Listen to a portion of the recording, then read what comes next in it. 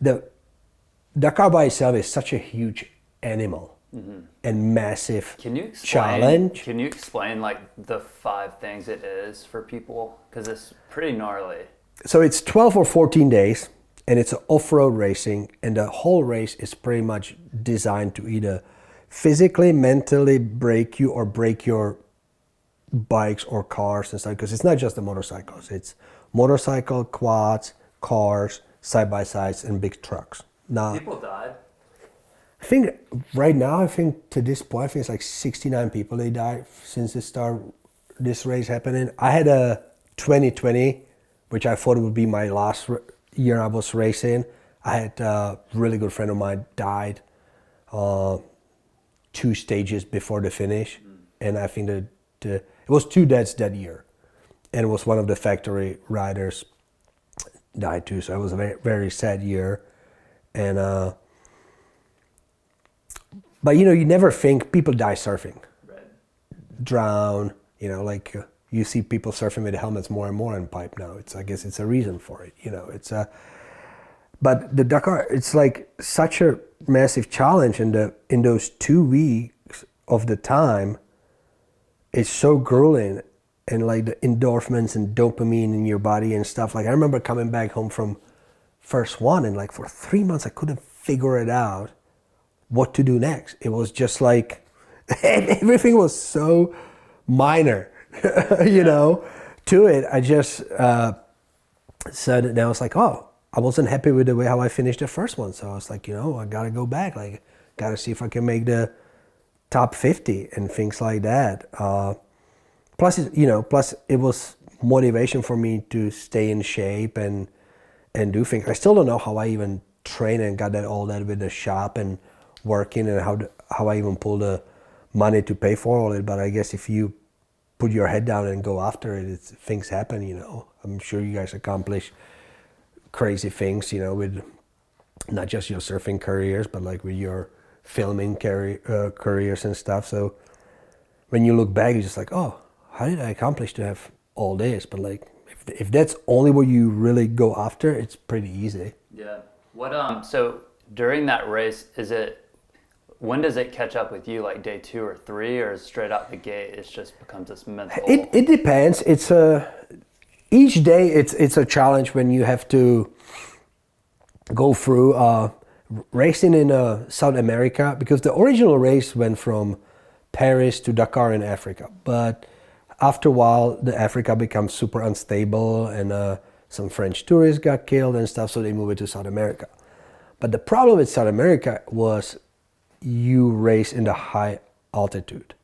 Like my first Dakar, we started in Uruguay, and it was also what attracted me to this race. You got to see a whole lot of world. So we started in Uruguay, went to Argentina. From Argentina, we crossed Andes to Bolivia, and back to finish in Argentina. So you go in through countries. Are you just glued in the whole ride, or are you able to kind of explore and see? The first 2-3 years, I was probably just glued into paying attention, because it's all off-road, and like you overlook one rock and you're on the ground. But the first year I did it was when we were crossing Andes. So we started, was like 102 degrees, and when we were crossing Andes in the same day, it was snow on the ground on the trail. So like you freeze in your butt, you shivering, because like you don't bring any like. How long are you riding at one time? It depends how bad is your day. Like usually you leave around 4 a.m. and you get back between 4 to 8, so about 12 hours, 12 to 16 hours, depends how bad your day is. It's not all of the time it's your race time, but you have transfer, so you have to transfer yourself from where you spend the night, which calls bivouac, that's where pretty much everybody is, and your support. So you will, for example, like you will go from here to Charlotte on the paved road, or in the morning from 4 a.m. till 8 a.m. because the race stage has to start at sunrise. It has to be daylight for you to race. They will not start the stage to. So you do that, then you race like 3 to 500 kilometers, and then you will go like liaison back about same distance on the paved roads and stuff like that. What's the most gnarly thing that you've encountered? Like, did you ever have a bad situation? Putting people in the helicopters, you know, because like we have the tracking system, and if you run up to somebody who's hurt, you have to hit your button, call it in, and, you know, try to make sure, you know, they breathe and they not, you know, so you don't have to start CPR and things like that. Yeah, those are the bad things, but like it's much more good things come out of it, the camaraderie and the way how you find out that you can push yourself. Like one of my moments, I got stuck in the sand dunes. I think we were like in 9,000 feet. It was this huge soft sand dunes, and the bike got stuck there, and I couldn't get it out, and you're out of breath, and like you literally like start seeing white, and it's just like, oh, so I just stopped for a second. I was like, this is not it. I'm not hitting that button, come rescue me. Forget it. Like, yeah. I will push it. And like, to teach yourself push through things, because 15 kilometers later, it's gonna be better. And you learn so much about your body. Like, I think one day I finished this stage, and I finished at dark because it was super long and harsh. I was like exhausted. Like when I got off the bike, I was shaking off exhaustion. Like I literally gave every ounce what I had. And you just go straight to get food, recovery, drink, all that, try to get back together because you got to mark your road book for next day, yada, yada, yada. And you try to go to sleep. And I find out in 6 hours, your body recovers and sleep like no other. Like it was mind blowing. Like I felt like it's no way I can start next day. Like it's like I'm this exhausted. And the next day I was able to get on the bike and go again. So it's and I think it's like the same thing with all the people they climbing Mount Everest and any kind of thing you can push yourself further and further. You know, look how long people can hold their breath underwater now.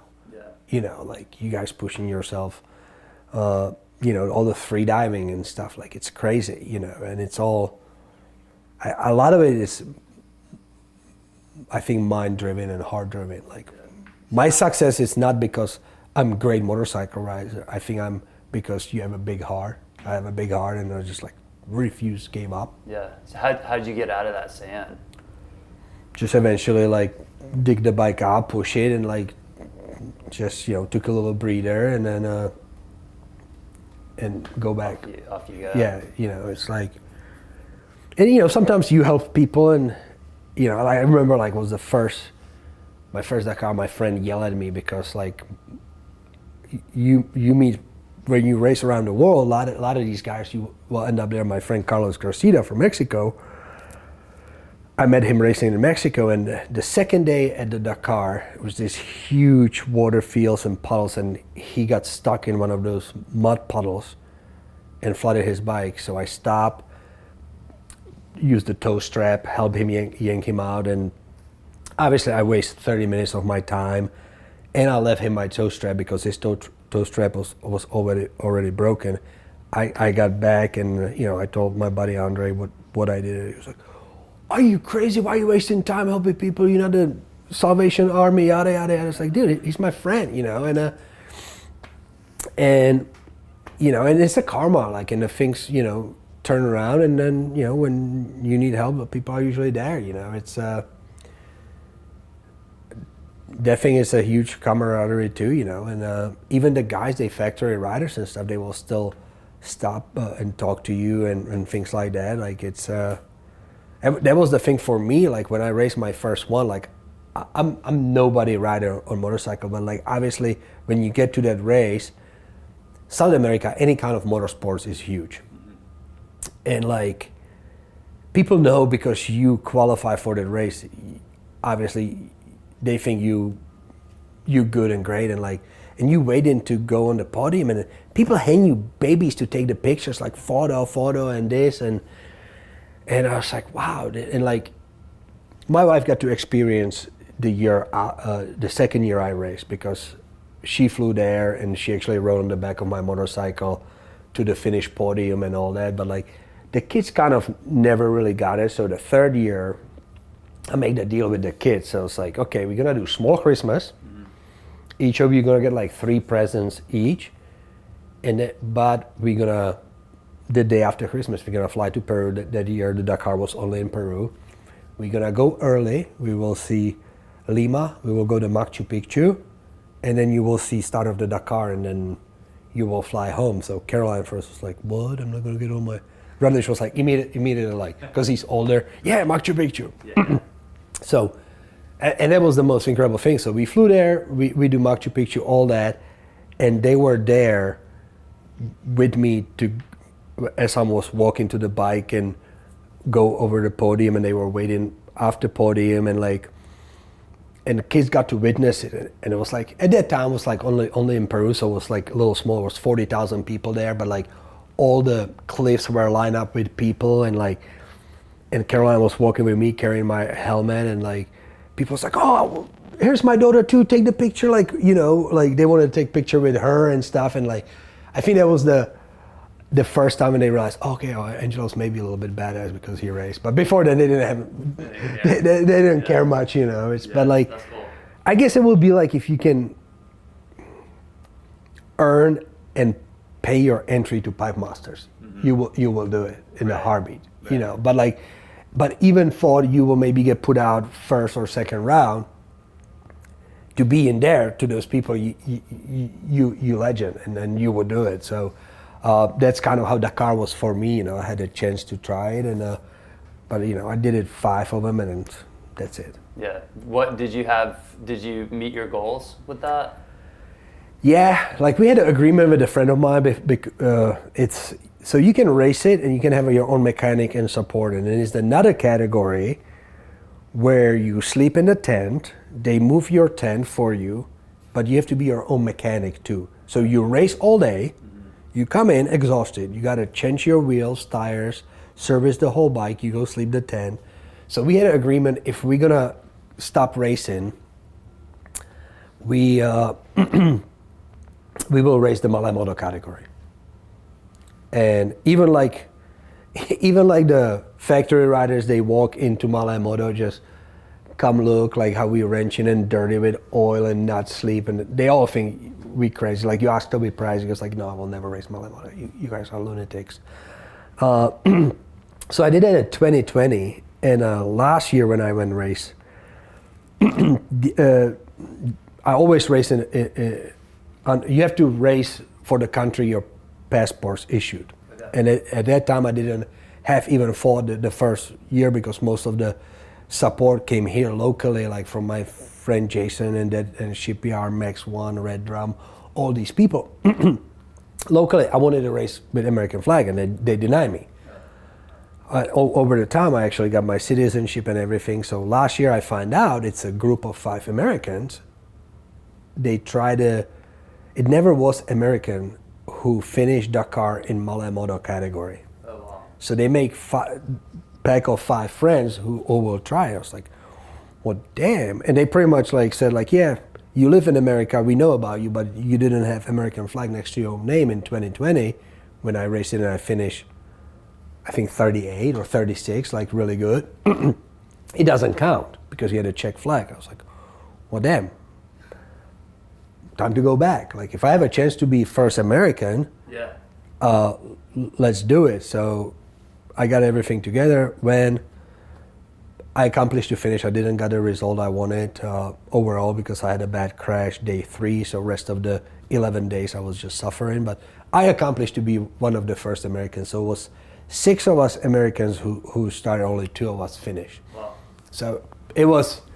So actually now I'm in the Wikipedia as one of the first Americans. Oh, that's cool. That's epic. which is awesome. Yeah, like you still get smoked by all the other guys because you know the factory guys are so much faster and everything. But you know, little accomplishment. Yeah, that's huge. I did read before like 50% of people don't even finish it or something like that. Yeah, it's a big number. It's a pretty bad success rate. I think it's a little bit more than that. I think it's like between 60 to 70. Okay. It depends on what year. Right. Conditions and stuff. And conditions and how they make the route. But yeah, the success rate is not great. Yeah. And then I feel like Charleston, like, really enjoyed backing you. Did you feel that energy coming, or how was that? Yeah, like even Charleston been awesome for me. So it's pretty much my home. Like, I spend, like right now, I spend more time in Charleston than I spent in my hometown when I got born. So like, my family's here. So I consider Charleston home. And then obviously through the years and through all the people I met through the shop and stuff, I'm fortunate. And I think people actually consider me like, hey, being from Charleston, and they back me up a huge time. Like the first, it was awesome coming from the first Dakar. Like they throw this huge party at Parrot, and like the door on my van opened, and Davey Blair just hosed me with champagne. Just like it wasn't another ounce of dry stuff on me. Like it was pretty awesome. So yeah, like I'm very fortunate, and I'm grateful for all the backing from all the businesses and stuff, because that's what pushes you forward in anything what you do. I think knowing like you have people behind you and you don't want to let them down. And I think that's why people compete in Olympic Games, because they want to represent their country. They want to, obviously you want to achieve your personal goals, but you also want to put the people that behind you on the map too.